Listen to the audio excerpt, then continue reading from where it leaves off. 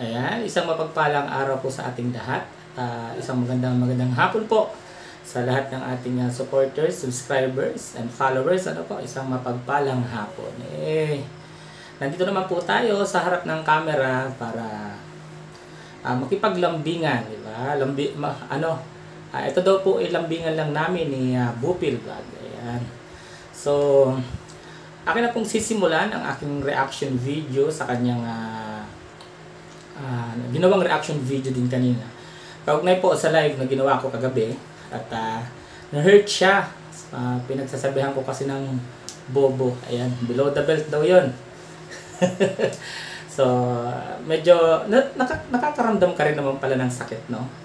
Nakakaramdam ka rin ng insulto, Ganun ho yung nararamdaman namin sa tuwing kami inyong i-content at kung sino-sinong basher ang ini-entertain, kung sino-sinong basher ang pumupuna, kung sino-sinong basher ang nasa comment section ninyo. At isa pa, sabi mo nga, ang iyong live, ang iyong reaction video analyzation lang. Analyzation pero negative pagdating sa amin. Ganun yung analyzation mo.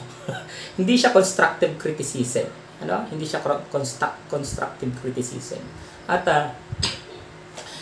balikan ko nga, kine-question mo kasi yung paparesibo namin bilang pa-member kami sa Kalingap.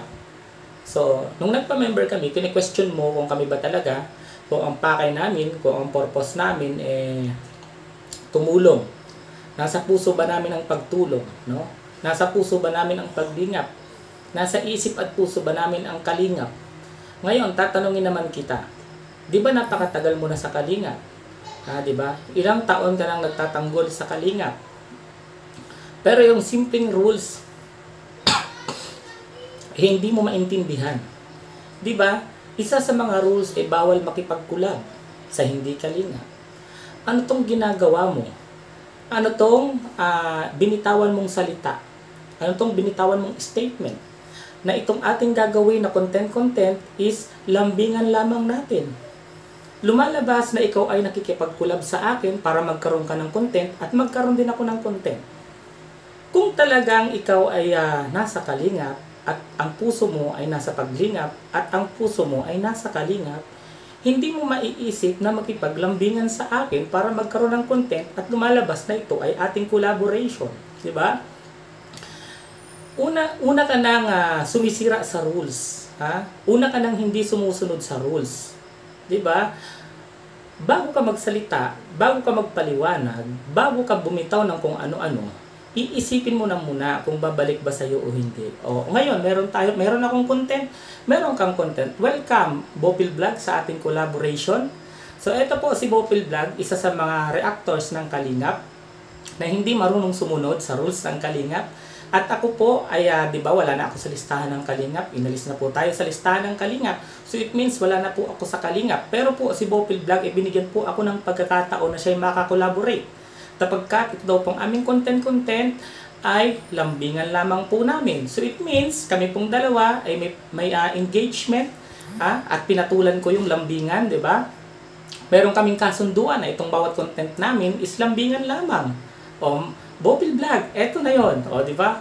Meron tayong first collaboration sa ating channel, sa ating mga channel. Pag napanood mo tong aking ribat, magre-ribat ka na naman ng paglalambing. So, ibig sabihin, tayong dalawa, merong collaboration. Ayan ikaw ang unang, hindi sumusunod sa rules, Bopil Vlog. Hindi ako nagsasabi ng bobo. Ito ay malumanay na pananalita para iyong maintindihan. No?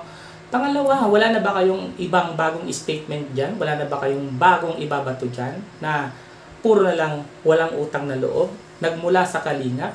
Wala na bang bago dyan? Kasi pag sinagot ko yan, nang may katotohanan, magre-react na naman kayo. Kasi kung yan yung statement ninyo, kaya kong gawa ng statement yan with computation.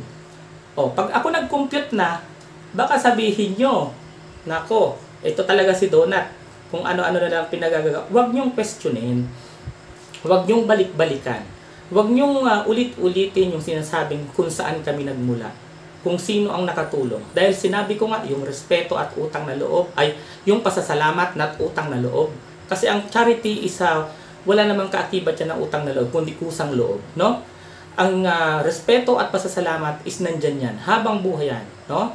Pero kung sasabihin nyo paulit-ulit yung utang na loob, baka ho, dumating ang araw, meron na ho akong hawak na calculator at nagko-compute na po ako. Para po, maitabla ko lang yung sinasabi nyong utang na loob, kung saan ho tayo papasok yan. Yan yung huwag nyong antayin. Ako ay mag-compute pa. Tapos sasabihin nyo, ito talagang si Daddy Donut, grabe, napakayabang. Hindi marunong lumingon sa pinanggalingan. Marunong ho tayong lumingon sa ating pinanggalingan. Kaya lang, paano ho tayo lilingon sa ating pinanggalingan? May mga nakaharang, no? Sino ba yung mga humaharang? Ito, tulad ni Bopil Vlog. Ngaw-ngaw ng ngaw-ngaw, yaw-yaw ng yaw-yaw, no? Para magkaroon lang ng content. Tapos sasabihin, hindi tayo lumilingon sa pinanggalingan. Hindi nyo ba alam, pagkausap namin si Kalinga Prab, si Kuya Bal, maayos naman kami nag-uusap-usap. Wala naman kasi kayong personal knowledge, wala naman kayo dito sa daet, wala kayo sa sitwasyon na ito. Yaw-yaw kayo ng yaw-yaw. Puro kayo sa chismis nakikinig. Sasabihin mo ni Bopil Vlog, dahil daw nagtatayo ako ng, tawag dito, ng grupo. May personal knowledge ka. May ebidensya ka. Diba? May black and white ang hawak para sabihin mong si Daddy Donut ay nagtatayo ng grupo. Ayun lang yung tanong ko sa iyo. Pero kung wala, at narinig mo lang, no? Wala kang ebidensya. Hearsay yan, chismis yan. Ibig sabihin, chismosa ka. Ganun lang kasimple. Pangalawa, sasabihin mo, sinabi ni Kuya Bal. May inilabas ba si Kuya Bal na black and white? No? May inilabas ba si Kuya Bal na ebidensya? Di ba wala? Tinanong ko si Kuya Brooks, sinong nagsabi sa'yo? Kasi kay Kuya Brooks ko unang nakalaman. Hindi rin nakapag-pinpoint, nakapag-name drop si Kuya Brooks. So, ibig sabihin, fabricated, gawa-gawa yung kwento. Kasi kung totoong may nagsabi at tama yung sinasabi at kayang patunayan yung sinasabi, handa akong humarap at makipagharap at makipagdialogo kung sakaling mapapatunayan niya na ako talaga ay nagtatayo ng isang grupo at ako pa yung founder at ako yung magiging leader. Tutunawin ko ang channel ko. 53,500 plus subscribers. Hindi ko yan gagamitin. Pag napatunayan yan, yan ang pangako ko. May word of honor ako. Kasi hindi ako natatakot. Dahil alam ko sa sarili ko na wala akong ginagawang masama, wala akong itinatayong grupo, at wala kaming inaapakan na tao. Bagkos, paulit-ulit na ginagawa ng issue, paulit-ulit na sinisiraan, paulit-ulit na ibinabagsak. Pero, maraming nagmamahal, maraming nagsusuporta, at maraming naniniwala, at dun ho kami kumukuha ng lakas ng loob. Sa ngayon ho, tayo, kahit wala na tayo sa Kalingap, inalis na tayo sa listahan ng Kalingap, sumusunod pa rin ho tayo sa rules. Bawal sumabay kay Kuya Bal. Hindi namin sinasabayan, por respeto yan. No? Por respeto. Sa mga live, 8 AM, 8 PM, hindi natin yan sinasabayan. Uulitin ko ang pasasalamat at respeto habang buhay, dala-dala po namin yan. Pero yung utang na loob, dahil charity po ang ginawa, wala ho sa salitang charity, kawang gawa, wala ho sa meaning yan ang utang na loob. Dahil kawang gawa yan. Kusang loob na ibinigay at hindi po kami ang lumapit. Bagkos, nahanap kami, tinulungan kami, ang pamilya ni Rachel, ang pamilya ni Kuya, at ipinagpapasalamat ho namin yan. Pero kung uulit-ulitin ho ang utang na loob, pakiusap. Tapusin nyo na ho ang salitang yan dahil ang charity, ang kawang gawa, wala hong meaning na utang na loob. Dahil ho kung totoo at tao sa puso ang ating pagtulong, hindi ho natin uulit-ulitin yan. Lilinawin ko lang, hindi naman yan inuulit-ulit ni Kalinga Prab, hindi naman yan inuulit-ulit ni Kuya Bal, bagkus inuulit-ulit yan ng mga nagko-comment sa comment section.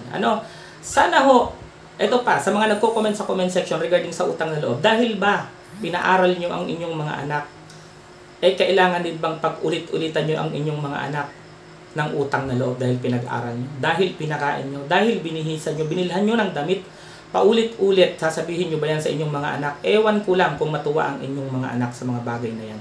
Dahil kaming mga natulungan, kaming mga anak, ibabalik ho namin yan sa aming magulang. Ibabalik ho namin yan sa ibang tao para makatulong din ho kami. So please, iwasan na ho natin ang pagsasalita ng utang na loob. Ngayon, kung may magko-comment pa rin dito na walang utang na loob, siguro, pati sa pamilya nyo, pati sa mga anak nyo, babawiin nyo ang pinakain nyo, ibinihis yung damit at ipinapag-aral nyo. Yun lang po. Maraming salamat po. Ingat po kayo at ingat din ako. God bless us all.